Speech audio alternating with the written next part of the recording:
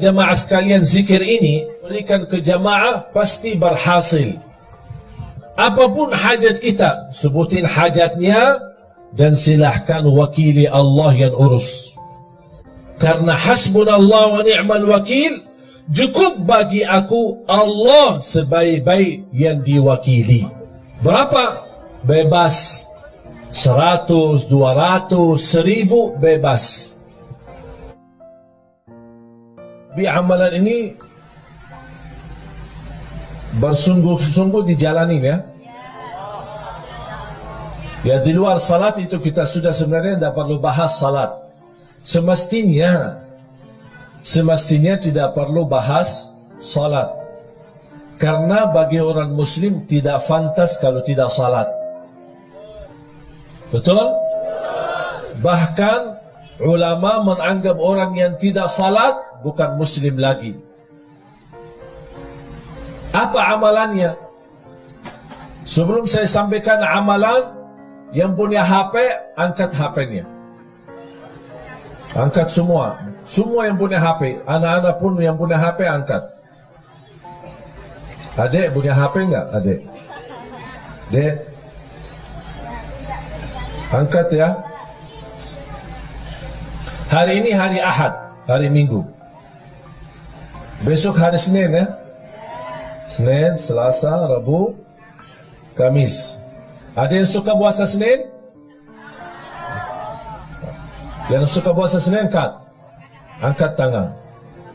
Mulai besok kita puasa hari Senin. Ya. Puasa hari Senin, niat ikuti sunnah Nabi Muhammad SAW.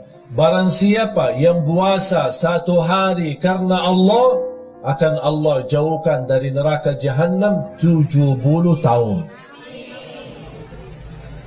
Tapi di samping puasa apa yang harus dilakukan? Mulai hari Senin sampai hari Kamis, kita puasa Senin dan Kamis. Tapi ganti daripada HP, ganti dengan tasbih.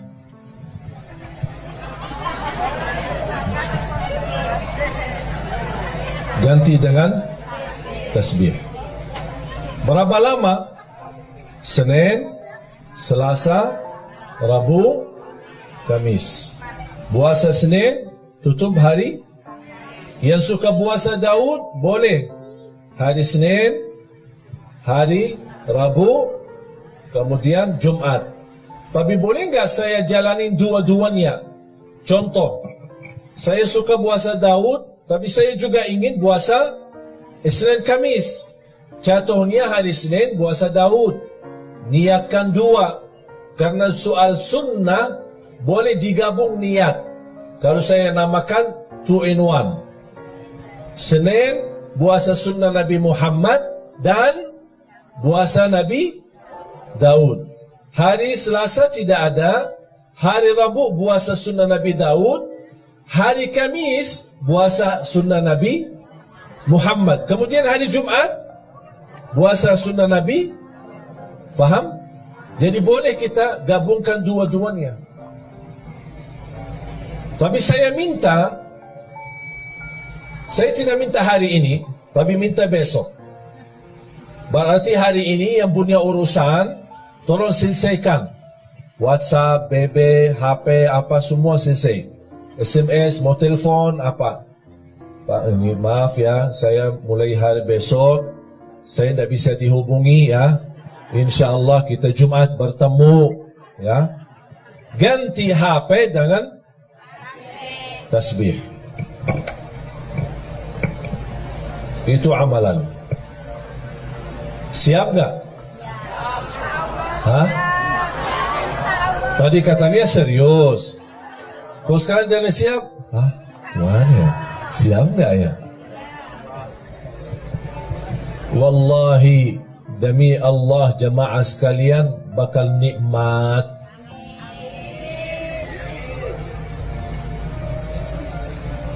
Saya dari kemarin dan ini hari kedua, alhamdulillah dah megang HP. Walaupun ada yang kontak kepada asisten saya ditanya, ini kok HP-nya Syekh tidak aktif-aktif sih? Kita ingin mau bertanya. Saya memang kasihan jamaah yang masih ingin bertanya, tanya jawab. Tapi harus kita juga melayani jamaah. Jangan terlalu melayani jamaah tapi lupa diri. Harus kita juga melayani diri sendiri. Salah satunya amalan ini. Sekali lagi, baca zikir itu selama anda megang tasbih. Komitmen? Siap? Mulai hari ini anda punya urusan, silahkan selesaikan.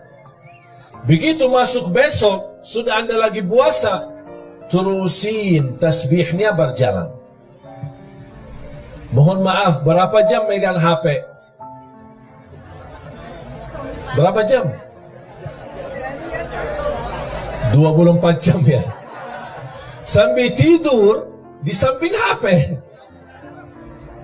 Dah tahu kita yang tidur di samping HP atau HP-nya yang dibawa di samping kita.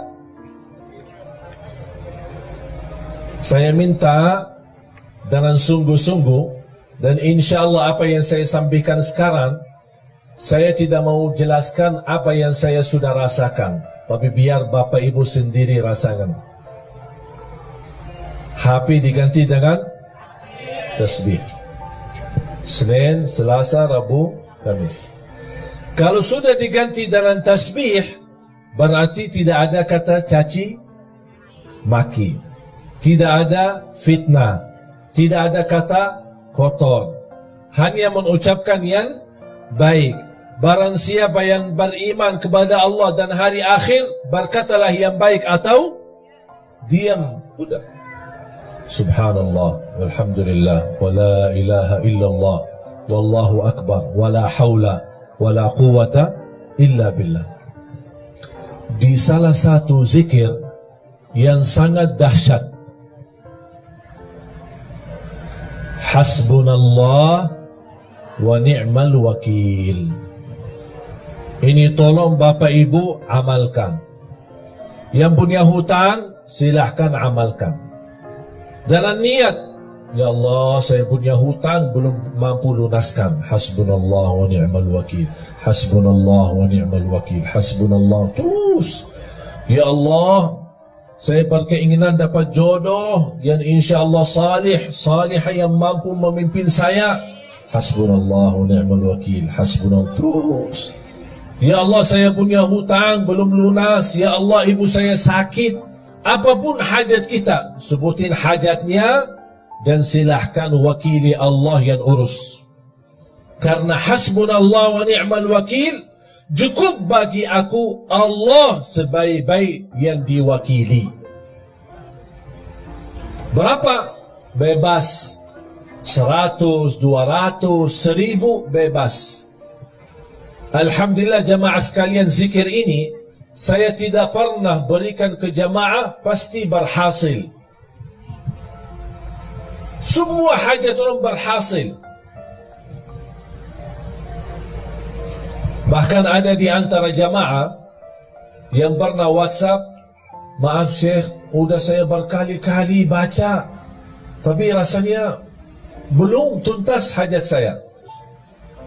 Di antara 1000 jamaah, kurang lebih satu-satunya aja yang dia belum berhasil. Yang lain ada yang dalam seminggu tuntas, ada yang 2 minggu habis selesai, ada yang sampai 1 bulan. Tapi rata-rata alhamdulillah semua berhasil mendapatkan hajatnya. Cuma saya kaget ketika ada seorang jamaah, Syekh maaf sampai sekarang kok belum selesai. Saya berkata, tak mungkin tak selesai. Tidak boleh, harus selesai. Kamu jujur tak selesai? Benar, sampai sekarang belum tuntas. Kamu ada masalah. Pasti ada masalah. Karena zikir ini sangat dahsyat. Tidak mungkin hajat kita tidak tuntas. Saya mulai bertanya, bagaimana hubungan kamu sama orang tua? Alhamdulillah baik. Sudah berkeluarga? Berkeluarga.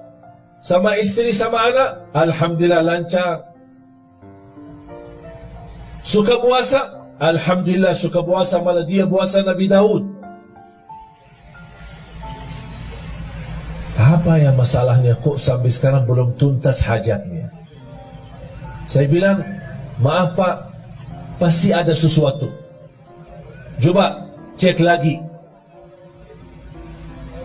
Langsung dia berkata, maaf Syekh, saya sering,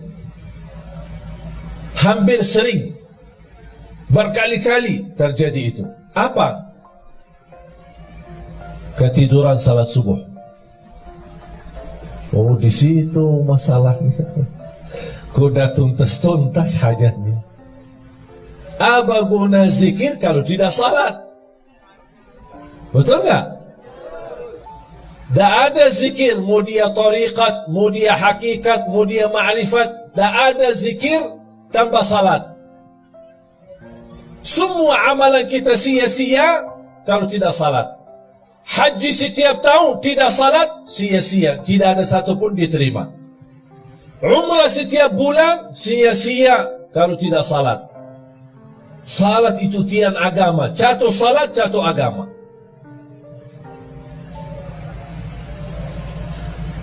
Bapak Ibu, walaupun saya merasa beban dan berat untuk tinggalin HP, tapi tidak apa-apa. Kita karena Allah dan untuk merubah diri lebih baik, hanya 3 hari. Senin, Selasa, Rabu, tuntas, Kamis selesai. Apalagi kalau kita sedang puasa. Yang sudah siap, angkat tangan. Yang siap, angkat tangan. Mau berfikir dulu ya. Ada yang nampaknya kayaknya mau berfikir dulu. Gimana? Ini rasanya HP kok nggak bisa ditinggal. Syekh, ada nggak amalan lain? Tapi jangan tinggalin HP. Berat. Tapi mengapa saya nawarkan kepada Bapak Ibu amalan ini? Karena apa yang telah saya nikmati dan rasakan, saya ingin Bapak Ibu juga nikmati dan rasakan. Saya tidak mau cerita, tapi biar Bapak Ibu sendiri yang mengalaminya. Biar Bapak Ibu sendiri yang merasanya. Tolong, kalau boleh saya memohon, boleh nggak saya mohon? Boleh ya? Saya mohon dengan hormat. Saya mohon dengan rasa cinta saya kepada Bapak Ibu. Tolong, mulai hari Senin, off HP-nya. Dikuburkan sementara. InsyaAllah nanti pas habis maghrib hari Kamis, baru boleh aktif. Kalau bisa ini, saya tidak minta seumur hidupnya begitu, tidak. Sekali-kali boleh. Kalau bisa, setiap bulan, ada 3 hari kita jauh dari HP.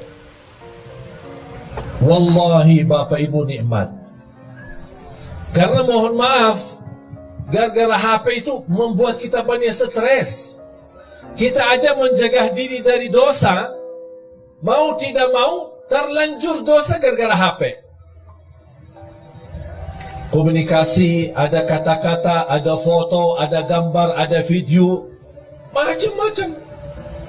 Apalagi dalam kondisi sekarang.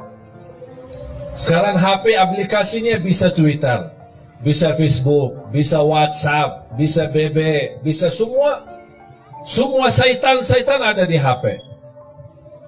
Berapa syaitan?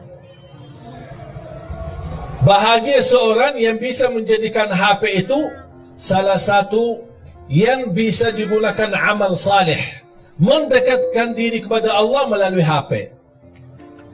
Bisa menjawab jamaah, pertanyaan, bisa melayani jamaah, bisa menyampaikan hikmah, nasihat. Siap Bapak Ibu? Hasbunallah wa ni'mal wakil. Khususnya pemuda-pemuda ini. Nampaknya berat ini. Mau 1 jam aja jauh dari HP. Yang aku heran, saking kita asik sama HP, pas sudah habis baterai sambil dicas masih megang HP. Mau tidur, yang terakhir kita bertemu sama HP. Begitu melek mata bangun, yang pertama dilihat HP. Astaghfirullahaladzim. Mohon maaf, menurut saya itu keterlaluan, berlebih-lebihan. Itu kita tidak sadar. Tapi silahkan Bapak Ibu, silahkan coba. Apalagi saya hari ini, kalau saya mau komunikasi sama istri, ada perlu, ada apa, pakai HP yang pendamping saya. Ada orang pendamping saya pakai HP-nya. Sering udah gimana? Ini nanti saya pulang ya, selesai. Dah pakai HP saya lagi. Bertahan hanya 3 hari. Memang mohon maaf, urusan HP banyak kita urus. Ada urusan keluarga, ada urusan kerjaan, saya maklum. Tapi yang saya ingin, Anda harus bisa melatih diri untuk walaupun sementara. Kalau tidak bisa selama 3 hari, coba kira-kira bisa enggak 2 jam, 3 jam berhari jauh dari HP. Tapi diganti dengan hal yang lebih baik. Apa? Tasbih, zikir, istighfar, salawat kepada Nabi Muhammad SAW, baca Al-Quran, baca Al-Quran. Dan salah satu amalan yang saya sampaikan itu, selain yang saya tadi sampaikan, adalah baca suratul Baqarah. Rutin baca surat Al-Baqarah. Rasulullah sallallahu alaihi wasallam bersabda di hadis yang sahih, "Alaikum bi suratil Baqarah fa inna akhdaha barakah wa tarkaha hasra wa la tastati'uha al-batalah." Rasulullah bersabda kepada kita semua sebagai umatnya, berbanyak baca suratul Baqarah. Karena sungguh barang siapa yang membaca suratul Baqarah, dia dapat diberikan oleh Allah keberkahan, dijauhkan oleh Allah dari godaan, termasuk godaan jin, syaitan, maupun kejahatan sihir. Itu semua melalui suratul Baqarah. Ada yang bertanya, maaf Syekh, suratul Baqarah panjang, 286 ayat. Apakah harus dalam sehari kita habiskan? Tidak harus setiap hari. Sesuai kemampuan. Hari ini berapa? Besok lanjut, besok lanjut, besok lanjut sampai selesai. Begitu selesai, ulang lagi suratul Baqarah. Yang belum bisa tuntas baca dengan benar, atau belum begitu fasih, atau berbata-bata, boleh sambil baca, dengar dari CD murattal. CD murattal atau dari HP yang simpan isinya Al-Quran, yang bisa disetel, bisa dengar, ya sambil baca, dengar suratul Baqarah. Ini termasuk salah satu amalan yang amat dahsyat. Subhanallah, ibu saya setiap hari rutin baca suratul Baqarah. Setiap hari. Sudah berapa lama? Hampir 20 tahun. Dah pernah tinggalkan suratul Baqarah. Kalau tidak sempat di rumah, dia baca di mobil. Bahkan kemarin dia temani saya di Jordan, sambil kita jalan, lagi syuting acara Kultum, yang insya Allah nanti ditayangkan di bulan suci Ramadan. Mohon doanya nanti di RCTI. Sambil saya jalan-jalan sama ibu sendiri sambil megang HP baca suratul Baqarah. Setiap hari dia sudah komitmen selesai suratul Baqarah setiap hari sekali.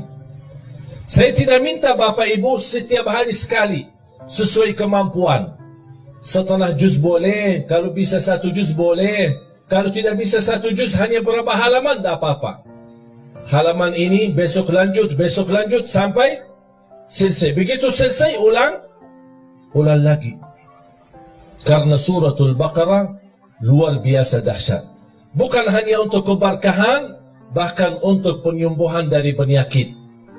Ada yang merasa gelisah, susah hati, susah fikiran, susah rezeki, merasa tidak nyaman, baca suratul Baqarah rutin, karena keberkahannya luar biasa. Jamaah sekalian dimuliakan Allah Subhanahu wa taala, zikir dan baca Al-Quran memang itu sebenarnya menjadi salah satu ibadah yang hampir sangat jarang kita laksanakan. Apalagi yang saya minta memberikan amalan ini, kenapa? Karena kita mempersiapkan diri, tidak lama lagi kita menyambut sama-sama bulan suci Ramadan. Bapak Ibu, kalau Anda bisa terlatih untuk tinggalin HP, insya Allah begitu Anda menyambut bulan Ramadan, insya Allah Anda mampu tinggalkan HP-nya selama Ramadan. Dan itu bukan sesuatu yang susah, sangat mudah, tapi kembali kepada diri kita. Inna Allah la yughayyiru ma biqawmin hatta yughayyiru ma bi anfusihim. Allah tidak akan merubah satu kaum, tidak merubah nasib satu kaum, tidak merubah kebahagiaan satu kaum, kecuali mereka merubah diri sendiri. Komitmen Bapak Ibu, sudah niat? Yakin? Insya Allah? Siap? Saya doakan. Al-Fatihah.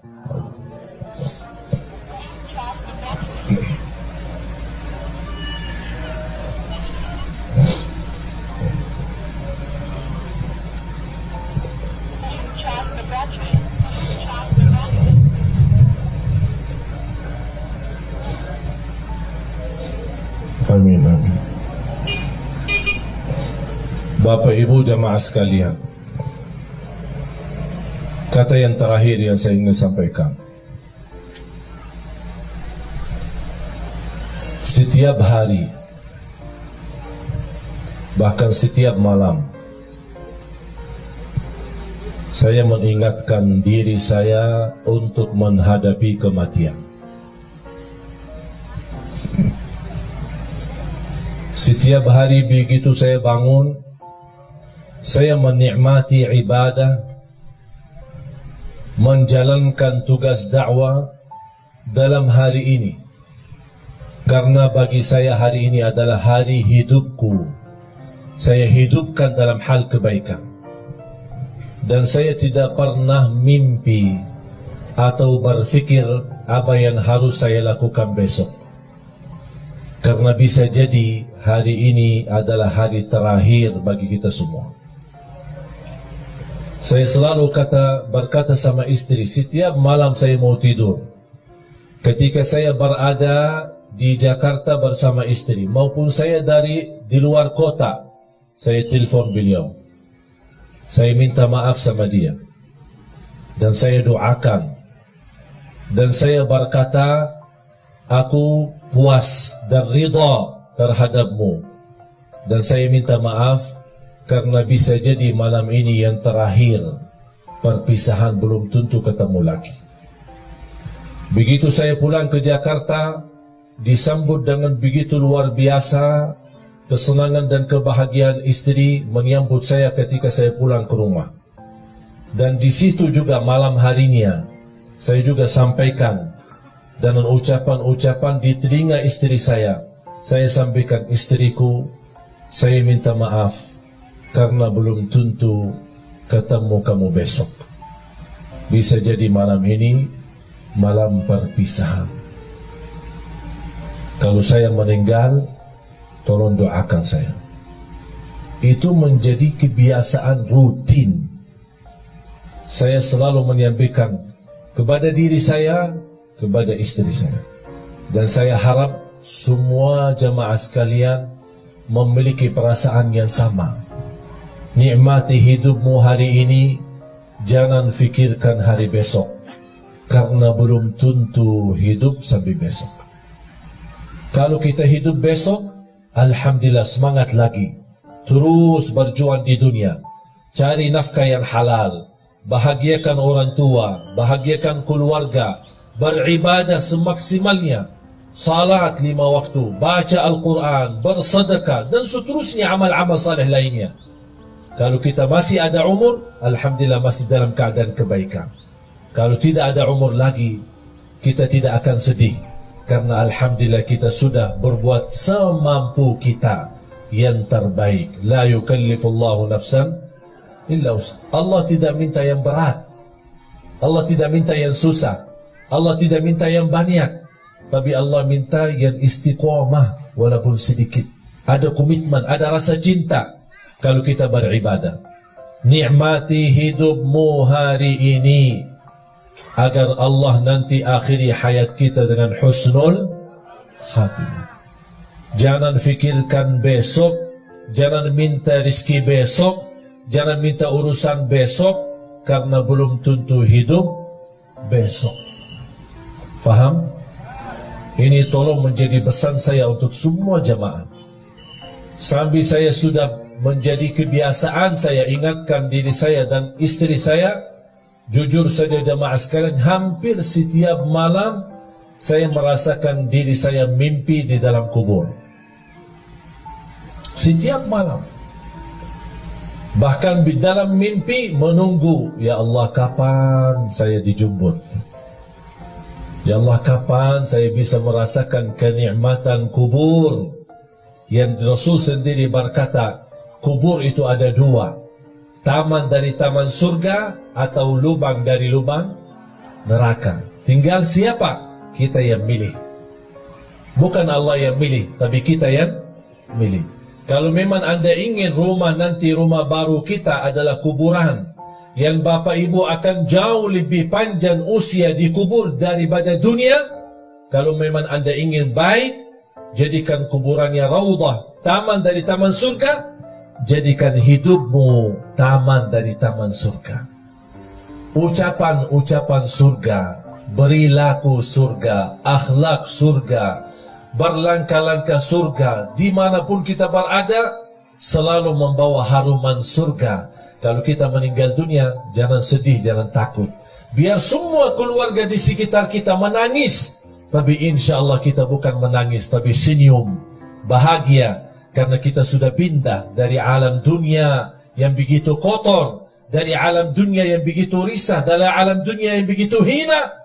Kita insya Allah akan bertemu dengan Allah dalam merasa kebahagiaan yang luar biasa. Saya doakan mudah-mudahan Bapak Ibu semua husnul khatimah. Husnul khatimah, husnul khatimah. Dianugerahkan taufiknya Allah agar kita menjadi hamba yang salih salihah untuk hari hidup kita, hari kebahagiaan kita, hari bisa istiqamah dalam taat kepada Allah. Bukan kita memohon panjang umur begitu saja, tapi kita memohon panjang umur dalam taat kepadamu ya Allah. Itulah umur yang bermakna. Tapi kalau umur tanpa taat, itu umur yang sia-sia. Mari kita sama-sama berdoa.